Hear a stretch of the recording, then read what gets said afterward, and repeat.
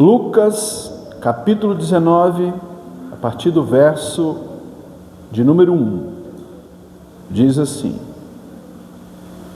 Entrando em Jericó, atravessava Jesus a cidade, e eis que um homem chamado Zaqueu, maioral dos publicanos e rico, procurava ver quem era Jesus, mas não podia, por causa da multidão, por ser ele de pequena estatura. Então, correndo adiante, subiu a um sicômoro, a fim de vê-lo, porque por ali havia de passar. Quando Jesus chegou àquele lugar, olhando para cima, disse: Zaqueu, desce depressa, pois me convém ficar hoje em tua casa. Ele desceu a toda pressa e o recebeu com alegria. Todos os que viram isto murmuravam, dizendo que ele se hospedara com um homem pecador. Entrementes, Zaqueu se levantou e disse ao Senhor: Senhor, resolvo dar aos pobres a metade dos meus bens, e se em alguma coisa tenho defraudado alguém, restituo 4 vezes mais. Então Jesus lhe disse: Hoje houve salvação nessa casa, pois que também este é filho de Abraão, porque o Filho do Homem veio buscar e salvar o que se havia perdido. Amém. Podem sentar.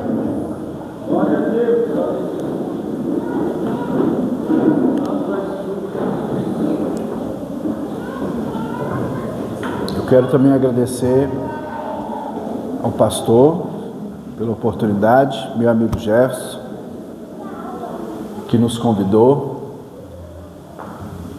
E eu sei que você conhece esse texto e já ouviu várias mensagens a respeito do mesmo.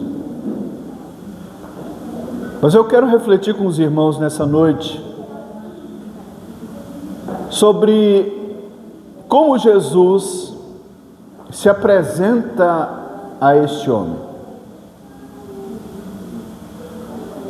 Lucas, que é o escritor desse texto, ele vai dizer que Jesus está entrando em Jericó. E quando Lucas diz que Jesus está entrando em Jericó,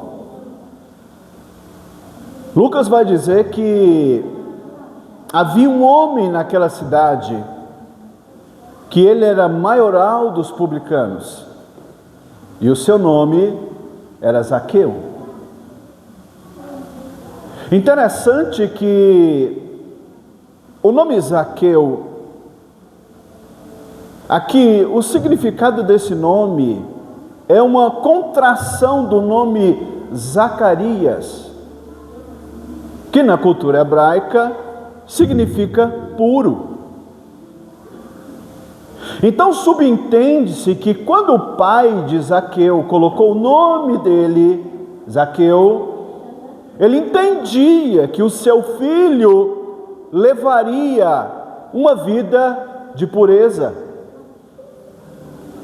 uma vida consagrada, uma vida no caminho que os judeus ensinam desde quando a criança é pequena. Porém, a gente não sabe o porquê ou a razão, mas um dia Zaqueu resolve trabalhar para o Império Romano. E quando Zaqueu resolve trabalhar para o Império Romano, segundo a cultura judaica, os seus pares o viam como um cão, como alguém desprezível, como alguém que, eu preciso da sua atenção, que não merecia nada da parte de Deus. Esse homem era desprezado. Se porventura um rabino, um sacerdote ou um levita cruza com Zaqueu num caminho, ele voltava à sua casa e faria o que os judeus chamam de mikveh, banho de purificação, só pelo fato de ter passado do lado de um cidadão como este. Mas Lucas vai dizer que Jesus está entrando em Jericó. E quando Jesus está entrando em Jericó, o intuito de Zaqueu é ver quem era aquele rabi que chamava a atenção de muitos. Aquele rabi que operava milagres, aquele rabi que ressuscitava mortos, aquele rabi que dava vista a cegos. E ele simplesmente desejava ver. Lucas vai nos relatar que Zaqueu era muito rico. Porque na realidade Zaqueu não era simplesmente um cobrador de imposto. Ele era chefe de uma coletoria. Ele tinha autorização do governo de pegar todos os impostos daquela determinada região, pegar a parte que lhe cabia e pagar o tributo ao governo. E por isso que o texto vai dizer que ele era rico, ele tinha muito dinheiro. Mas naquela oportunidade, há uma grande multidão acompanhando Jesus. E por esse motivo, o Zaqueu não conseguiria ver a Jesus, porque o texto nos informa que ele era de pequena estatura. E eu acredito que você sabe que Lucas é o único que relata esse texto. Muito provavelmente Lucas tenha entrevistado Zaqueu. Ele tenha conversado com ele, porque lá no início do Evangelho, Lucas vai dizer que o que ele está escrevendo a Teófilo, ele escreve baseado em testemunhos oculares. Ele entrevistou, com certeza, o Zaqueu. E ele deve ter perguntado: Zaqueu, como é que aconteceu esse negócio? Aí Zaqueu vai relatar para ele: eu estava lá, eu só queria vê-lo. Eu subi no pé de sicômoro. Só que quando ele ia passando por baixo, ele para, ele olha para cima e ele me chama pelo meu nome. E Jesus ainda diz a ele: desce depressa, porque lícito me é hoje repousar em tua casa. Se você não conhecer o contexto literário, você não vai entender o porquê que Jesus está dizendo: hoje é lícito que eu entre em tua casa. O contexto é que Jesus haveria de pernoitar ali na casa de Zaqueu, porque já era tarde, o sol já estava se pondo, ninguém ia viajar para Jerusalém naquele momento, porque você sabe que Jerusalém, aquela estrada de Jericó poderia ser perigosa. Então Jesus resolve ficar na casa de um publicano, um pecador. Quando Jesus entra dentro da casa do Zaqueu, e ele o recebe com alegria, na hora da ceia, de repente Zaqueu se levanta e diz: Senhor. E quando ele usa a expressão Senhor aqui, o termo usado é Kyrios. Kyrios é o termo de autoridade, reconhecendo quem é que estava ali.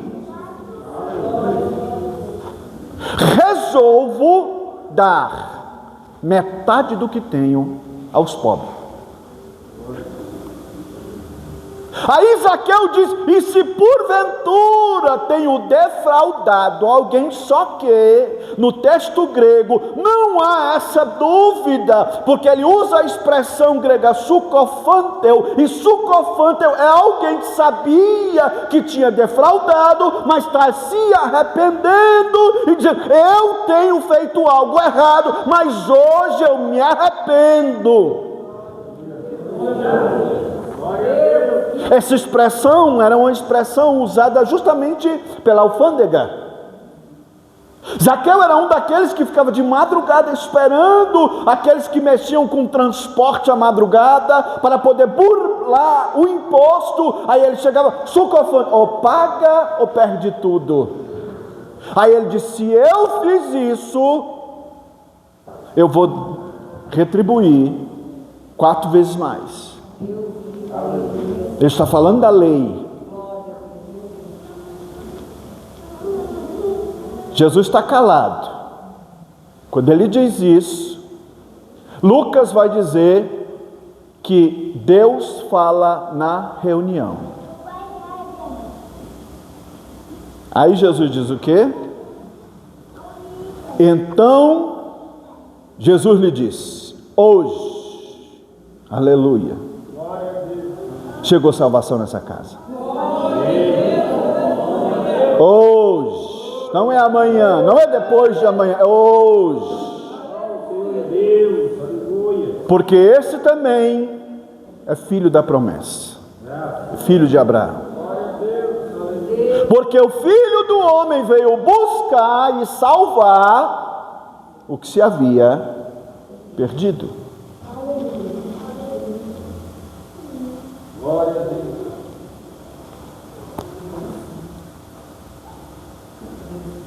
Tem algumas coisas que não voltam atrás. Há um provérbio chinês que diz que 4 coisas não voltam atrás: a palavra dita, a flecha atirada, a pedra lançada e a oportunidade perdida. Depois que você falou, não adianta tentar querer engolir. Depois que você atirou, não tem como você pegar no meio do caminho. Depois que lançou a flecha, não volta atrás. E a oportunidade, quando passa, pode ser a última.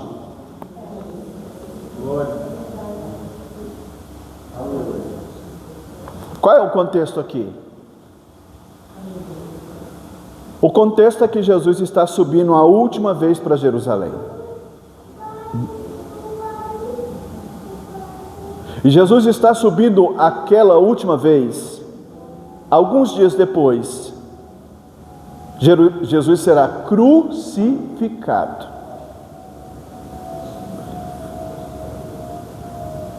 Aquela oportunidade que estava passando ali,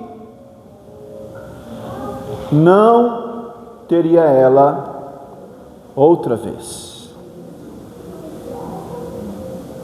Aquele momento em que Zaqueu está tendo aquela oportunidade de conversar com o Deus Criador dos céus e da terra, aquele que fez tudo, e segundo o Evangelho de João, tudo foi feito por meio dele, sem ele nada do que foi feito se fez, ela não voltaria àquela oportunidade. Se Zaqueu naquela reunião, ele não se arrepende, ele não teria oportunidade de se arrepender novamente.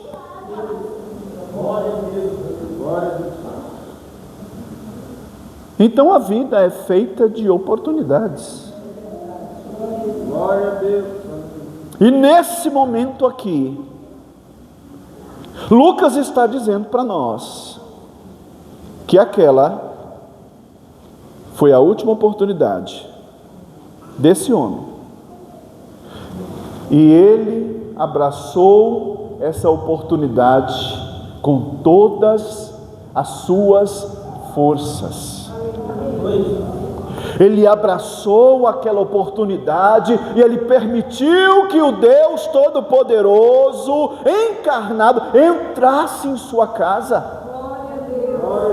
Ele permitiu que naquela reunião ele confessasse a Deus aquilo que ele tinha feito de errado e se arrependesse. E o arrependimento foi tão profundo que você quer ver se alguém se arrependeu de verdade, é quando ele se desfaz daquilo que é mais precioso.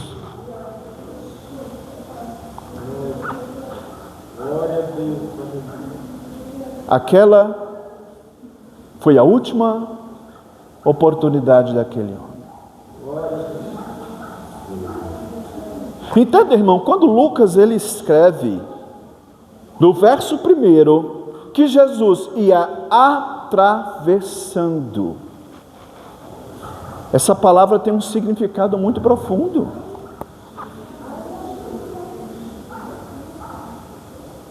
Aquela era a última vez que Deus passaria por ali. E é interessante como os evangelistas, os escritores dos evangelhos, eles sempre trabalham com essa expressão, quando Deus passou.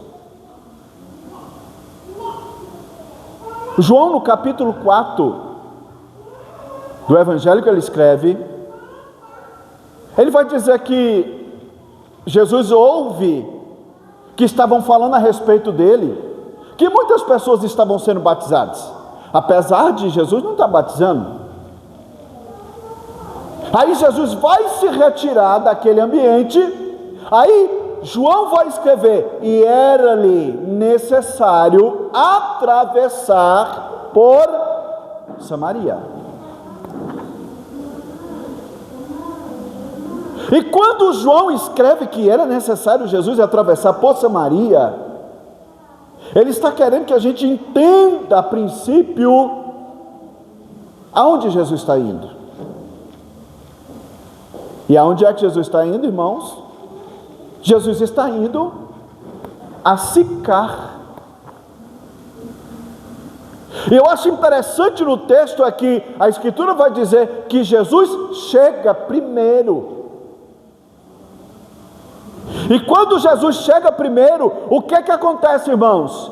Veio uma mulher. Se você conseguir entender que na sua vida, na sua trajetória, não foi você que foi atrás dele, mas foi ele que foi atrás de você, você daria muito mais valor à sua salvação. Jesus chegou primeiro. E a mulher veio. E quando essa mulher chega, ela percebe que Jesus está ali, e isso era por volta do meio-dia. Ninguém ia buscar água ao meio-dia naquela cultura, você sabe disso. Mas de repente, Jesus chegou, e quando aquela mulher vai jogar o couro do animal, porque era assim que se fazia, um vasilhame de couro de um animal, ela jogava dentro do poço, ela puxava com aquele couro do animal e colocava dentro do cântaro. Quando ela vai fazer este movimento, Jesus disse a ela o quê? Mulher, dá-me de beber. E ela olha para ele, como sendo tu, judeu, pede a mim, que sou samaritana, dá-me de beber. E João vai explicar no evangelho que havia uma desavença entre judeus e samaritanos. Mas entenda, irmão, quem abriu o diálogo com aquela mulher foi Deus. Ele começou a falar com ela. E aí Jesus diz para ela: ô mulher, se tu soubesse quem te pedes, dai-me de beber, tu lhe pediria e ele te daria. Mas aí dentro do conceito dela, ela está perguntando: mas como é que ele vai me dar de beber? O senhor não tem nem como tirar água daqui, como é que você vai me dar de beber? Ô mulher, eu não estou falando dessa água aí não, porque dessa água aí, quem bebe continua tendo sede. Mas se você beber da água que eu lhe der, do seu interior fluirão rios de água viva a jorrar para a vida eterna. Quando Jesus fala de vida eterna, a luz acendeu. Irmão, eu quero ver aquele que, quando você fala da vida eterna, do transcendente, a pessoa já não acende a luz. Aí ela pensou consigo: se eu beber dessa água que você está falando, eu não vou mais ter sede? Eu quero. Interessante que quando Jesus falou, mulher, se tu beber da água, só que quando Jesus falou, se tu beber, ela já bebeu, irmão. Automaticamente ela já bebeu da água. Como assim? Porque Jesus disse, ela pediu da água, e Jesus disse, eu dou, mas primeiro vai e chama o seu marido. E o que é que ela disse? Eu não tenho marido. O que é que Jesus disse para ela? Agora você falou a verdade. Quando a água de Deus bate lá dentro, você não consegue mentir não, irmão. Não tem aquele que consiga mentir quando a água da verdade bateu aqui dentro e já começou a lavar. Ela disse, eu não tenho marido. Aí Jesus disse, eu sei. Você quer que eu fale quantos foram e aonde foi que você deitou? E eu sei de tudo. Aí ela, vejo que és profeta. Só que ela começa a apresentar para Jesus uma teologia totalmente contraditória, querendo saber qual é o lugar da adoração. Aí Jesus diz, mulher, não é aqui nem lá. Não é no Monte Gerizim onde vocês fizeram um templo igual ao templo de Jerusalém. Não está, e nem Jerusalém é o lugar certo. Deus procura os verdadeiros adoradores, que adoram a Deus como? Em espírito e em verdade. É aqui dentro que se adora, é aqui dentro que se faz culto, é aqui dentro que oferece o holocausto, é aqui dentro que Deus se manifesta, que é Deus.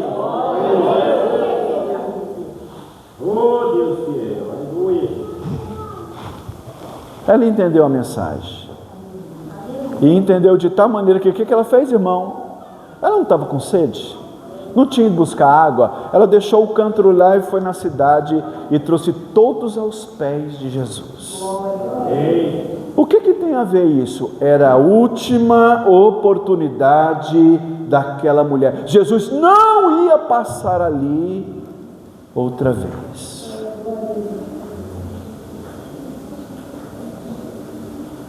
Marcos, no capítulo 4, o verso 35, ele usa a mesma expressão.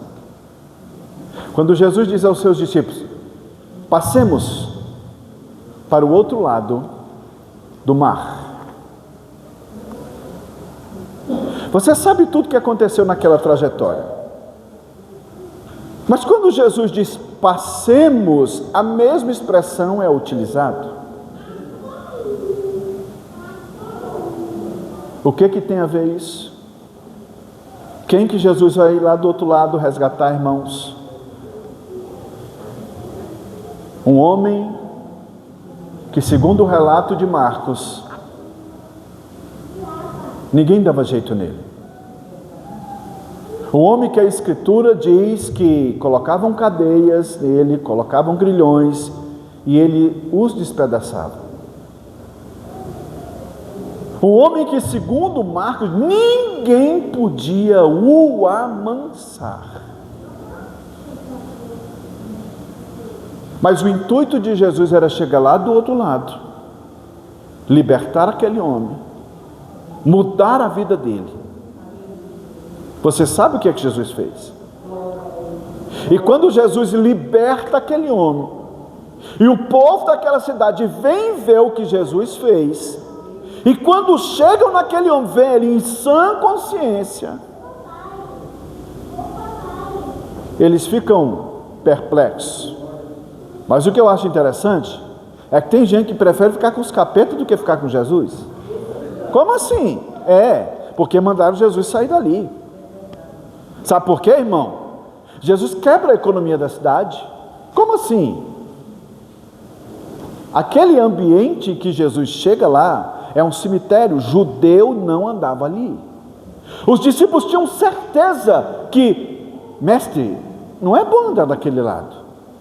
O senhor já ouviu falar daquele cidadão que tem lá do outro lado? Outra coisa, Jesus, lá tem cemitério. Mas Jesus está dizendo o que para ele? Vamos lá. Vamos para o outro lado. Quando Jesus chega que expulsa os demônios daquele homem, é permitido que aqueles demônios, uma legião, elas vão para os porcos. Você sabe que uma legião era composta por 6.000 soldados romanos. E quando aqueles porcos se precipitam morro abaixo, o que se entende? Que os porqueiros perderam a sua lucratividade, porque aqueles porcos eram vendidos para a adoração no templo de Deus Zeus. Aquele ambiente era pagão. Jesus quebrou a economia da cidade por causa da vida de um homem. Aí eu te pergunto, valeu a pena? Jesus foi expulso de lá, ele vai voltar, eles entram no barco, e eu imagino que aquele homem vai botar o pé no barco para ir. Jesus diz, não. Volta para casa, vai e diga aos teus, quão grandes coisas fez o Senhor por você. Aquele homem foi para casa, irmãos. Só que ele não aguentou só pregar na casa dele. E os evangelistas vão dizer o quê? Que ele pregou em toda a Decápolis. O que era Decápolis? 10 cidades gregas: Dion, Pison, Pela, Gerasa, Canata, Gadara, Damasco, que faziam parte daquela colônia de cidades gregas. Aí você pensa que quando o apóstolo Paulo vai com carta dos principais sacerdotes para ir lá para Damasco, prender os irmãos que estão lá crentes, quem foi o primeiro missionário de lá? Um homem que não perdeu a oportunidade. A samaritana foi lá e ganhou toda aquela cidade para Jesus. Sabe por quê? Porque ela não perdeu a oportunidade de beber da fonte da água da vida. Por que Zaqueu foi salvo? Porque não perdeu a oportunidade de ser salvo naquele dia, porque poderia não ter mais uma. E o que isso tem a ver comigo, pastor? Tem tudo a ver. Tem tudo a ver. Glória. Às vezes a gente perde as oportunidades. Às vezes Deus nos dá oportunidades e você acaba perdendo. Às vezes Deus te dirige a alguém e aquele poderia ser o último dia dessa pessoa e você perde a oportunidade.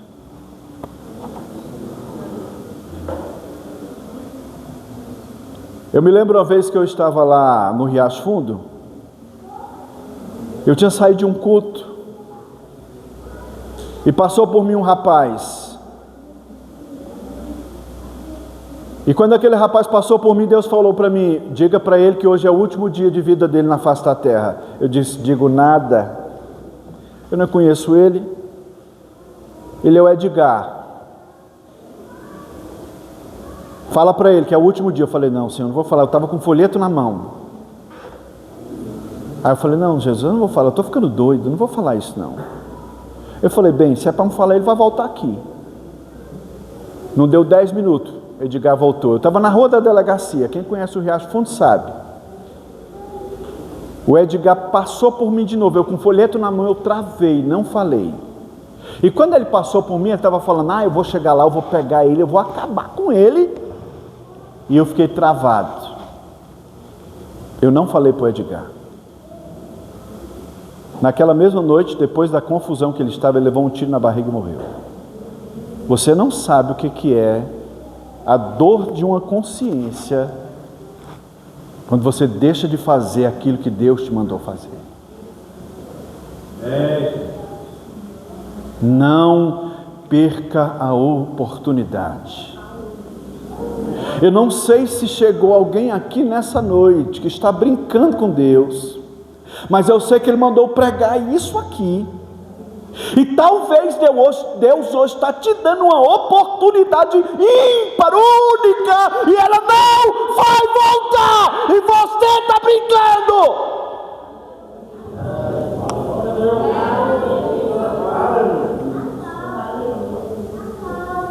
Para Managas, você querer beber.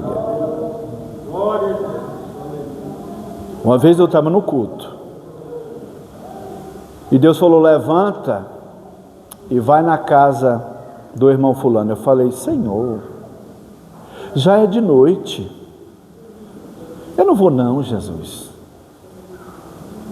Aí começou a chover. Eu falei: tá vendo? É loucura da minha cabeça. Não, eu não vou fazer isso não. Aí eu falei: se o senhor quer que eu vá, a chuva vai parar. A chuva parou. Aí eu estava acompanhado com outro irmão, o pastor Gilvan. Aí eu falei: olha, se Jesus, se for para mim lá, o Gilvan, ele vai ter que sair depressa e ele não vai chamar para ir com ele. Aí o Gilvan levantou e foi. Eu falei: Jesus, então é para mim lá. Já era quase 10 horas da noite. Aí eu fui na casa desse irmão. Lá o ambiente era mais ou menos igual aqui. Não tinha nem asfalto, a rua. E eu cheguei lá, bati na porta, ninguém atendeu. Aí eu gritei mais alto o nome dele, falando: eu estou ficando doido, não é ninguém. Aí de repente eu escuto uma voz de uma mulher lá dentro. E ela perguntou: quem é? Eu falei: é o pastor Eduardo.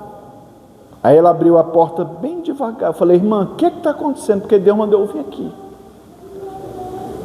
Aí ela falou: entra, pastor.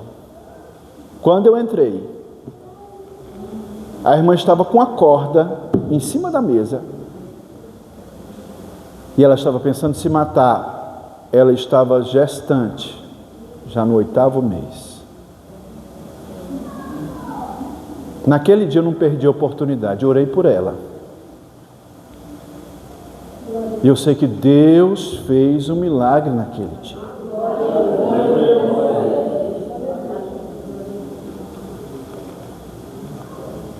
Você está entendendo o que Deus está falando para nós aqui hoje, irmão? Você está conseguindo entender o que Deus está falando conosco aqui nessa noite? Talvez alguns de nós, eu não sei nem se é eu mesmo, pode ser que esse seja o último culto da nossa vida. Pode ser que esse seja o último momento. E Deus está nos dando uma oportunidade.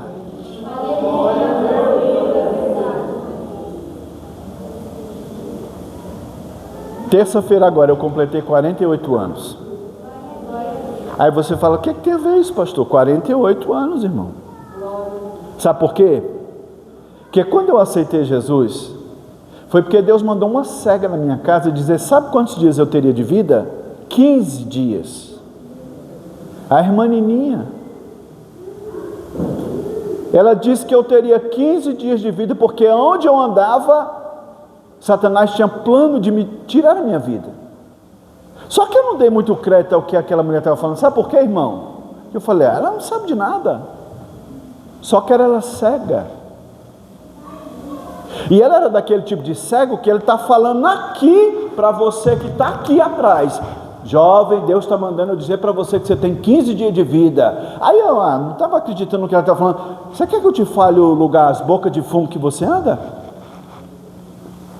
Você quer que eu te fale as vielas lá da boca de fumo que você anda? Como é que ela sabia daquilo se ela não enxergava? Ela não sabia, mas Ele enxerga todas as coisas, e é o Deus que dá oportunidade.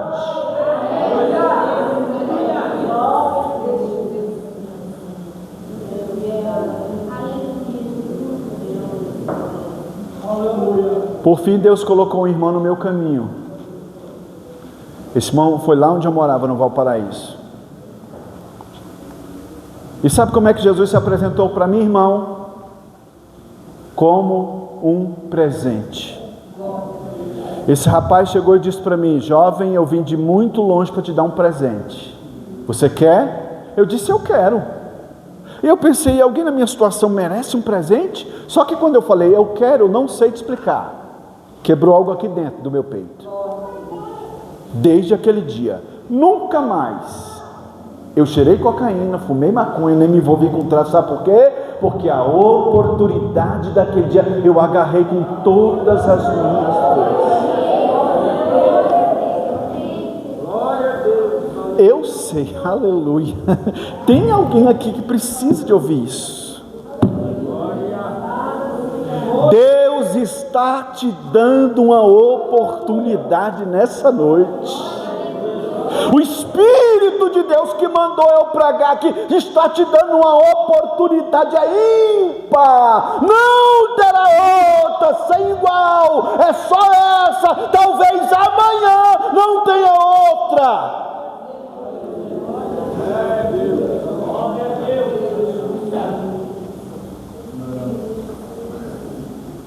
Para quem tinha 15 dias de vida, já estou com 48 anos. Sabe quando foi isso?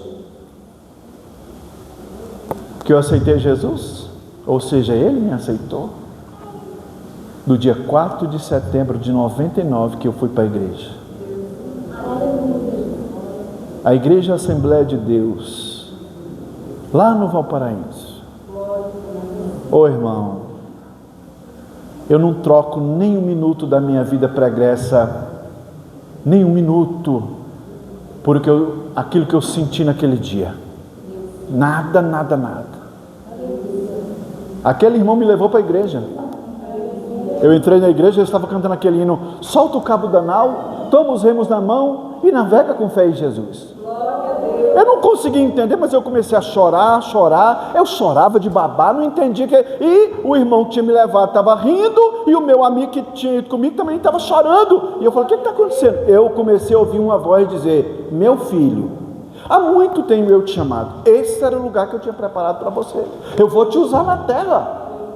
E eu olhava para um lado, olhava para o outro, não estava vendo ninguém. Quem está falando comigo? Sabe quem é? O Deus de oportunidades, o Deus que salva, o Deus que cura, o Deus que liberta, o Deus que transforma, o Deus que foi lá atrás do Zaqueu, o Deus que foi lá atrás da Samaritana, o Deus que foi lá atrás daquele gadareno. É o mesmo Deus que está aqui hoje e te dizendo: eu estou te dando uma oportunidade.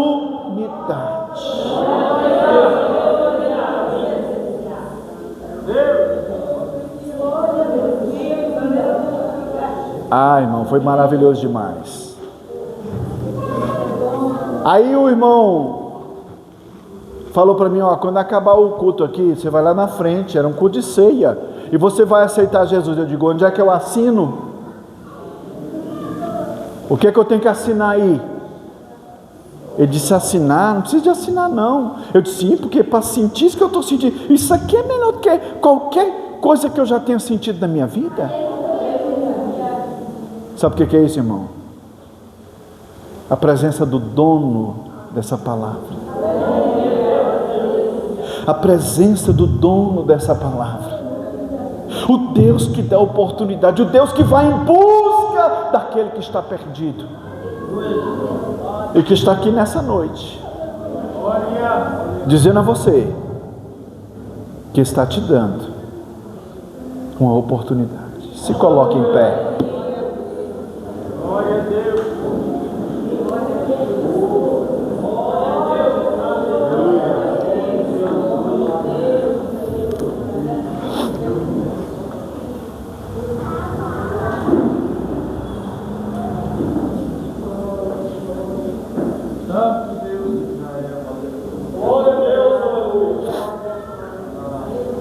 Já há mais de 10 anos, Jefferson sabe disso, que eu trabalho com casa de recuperação. E eu tenho visto muitos serem transformados, só pelo poder desta palavra. Tem muitos deles que jogam a oportunidade fora.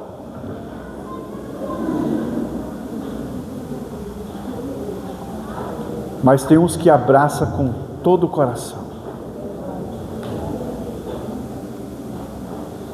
E se hoje tivéssemos aqui um podcast, e estivesse sentado aqui o Zaqueu, a Samaritana e o Gadareno, e a gente fosse conversar com eles e dissesse: e aí, valeu a pena a oportunidade? Sem sombra de dúvida. Aquele dia foi o melhor dia da minha vida. A Samaritana ia dizer para você: eu perdi até a sede que eu tinha e fui atrás de quem precisava de água. O Zaqueu vai dizer: rapaz, olha, eu não queria mais nem saber de dinheiro, eu só queria saber dele. O gadareno diz: nunca ninguém fez o que ele fez por mim. Ele foi lá atrás de mim, me resgatou, me transformou e mudou a minha história.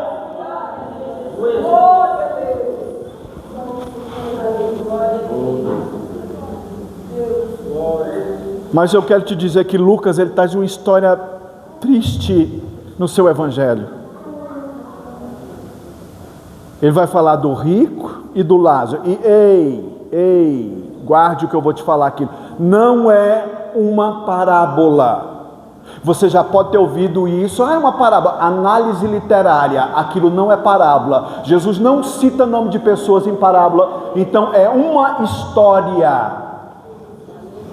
E naquela história, o que é que Jesus diz? Que lá no inferno, o homem agora vai orar, vai interceder. Não, Senhor, manda alguém lá atrás dos meus. Tarde demais, perdeu a oportunidade. Filho, o pai Abraão diz: lembra que tu estivesse lá. Sabe o que ele está dizendo? Lembra da oportunidade que você perdeu? Já era, meu filho.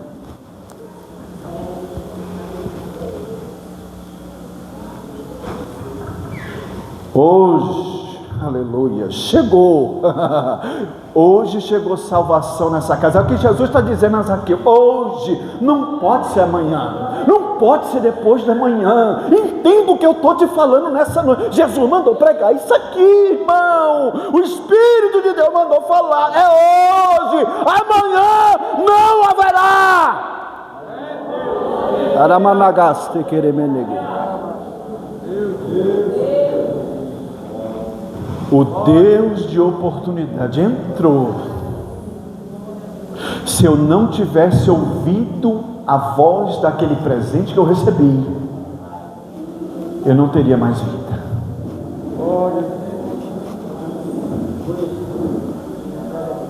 Mas eu sei que aquele que me amou, ele foi atrás de mim. Quando, depois de passar todo esse processo, eu fui na casa da irmã Nininha. Cheguei na casa da irmã Nininha e falei: irmã Nininha, e ela era cega. Ela disse: a paz do Senhor, meu filho. Como é que ela sabia que era eu? A paz do Senhor, meu filho. Conta o testemunho. Aí eu perguntei: como é que conta? Ela disse: diga o que Deus fez. Eu falei: irmã Nininha, falei para ele: irmãos, a irmã Nininha foi na minha casa, falou que eu tinha 15 dias de vida, e dentro desses 15 dias de vida, Deus fez um reboliço. Trouxe um irmão de Santos, em São Paulo, foi lá aonde eu morava, me levou para a igreja, depois foi embora, sem nenhum real no bolso. Quando chegou lá na rodoviária, tinha uma passagem paga no nome dele. Ele não tinha dinheiro nem para comer, eu tive que arrumar emprestado. Chegou na rodoviária, tinha uma passagem paga no nome dele, ele mostrou o RG e foi embora. Aí ela disse para mim: meu filho, toda vez que eu orava por você, viu o seu caixão descendo na sepultura e disse: Deus não, o rapaz não está acreditando nos vasos de perto, manda um de longe. E Deus mandou. Sabe o que é isso? O Deus de oportunidade. Você quer orar por esse irmão que está aqui na frente? Não me importa nem o que ele fez, mas eu sei que Deus de oportunidade está dando oportunidade para ele hoje. Pronto, acabou. Mas se você sabe que Deus está falando com você, e hoje é o dia de arrependimento, e você não vai dar ouvido a isso, o problema não é meu. Vamos orar. Senhor Deus e Pai, em nome de Jesus, te agradecemos por tua palavra. Te apresentamos a vida do teu filho que está aqui. Se ele está aqui na frente é porque ele crê que a palavra é tua. Eu te peço que o Senhor, meu Deus, dê a ele a mesma oportunidade que deu a mim. Liberta ele de todos os seus pecados. Quebra as amarras que o seguram. Deus, purifica ele com teu sangue. e faz dele uma nova criatura. Pai, toma cada vida que me ouviu aqui nessa noite. Espírito de Deus, fala profundamente aos seus corações. Muito obrigado pela oportunidade rica que o Senhor nos deu, amigos. A oportunidade de salvação. Abençoa o teu povo que me ouviu. Eu te agradeço por tudo isso em nome de Jesus. Amém, amém, amém. Aleluia. Glória a Deus.